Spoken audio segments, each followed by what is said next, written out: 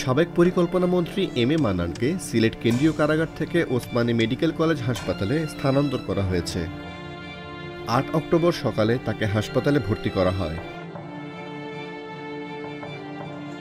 এর আগে গত ৫ অক্টোবর সুনামগঞ্জ কারাগারে অসুস্থ হয়ে পড়েন আওয়ামী লীগ সরকারের সাবেক এই মন্ত্রী। ওই দিন বিকালে কারা হাসপাতালে চিকিৎসাধীন ছিলেন বলে জানিয়েছেন কারা কর্তৃপক্ষ। সিলেট কেন্দ্রীয় কারা কর্তৃপক্ষ জানান, বুকে ব্যথা অনুভব করায় এম এ মান্নানকে সুনামগঞ্জ কারাগার থেকে সিলেটে আনা হয়েছে।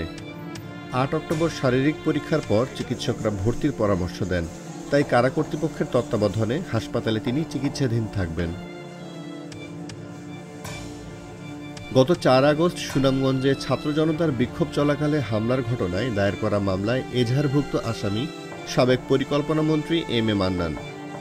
১৯ সেপ্টেম্বর রাত ১:৩০টার দিকে সুনামগঞ্জের শান্তিগঞ্জের নিজ বাসা থেকে তাকে গ্রেপ্তার করে পুলিশ।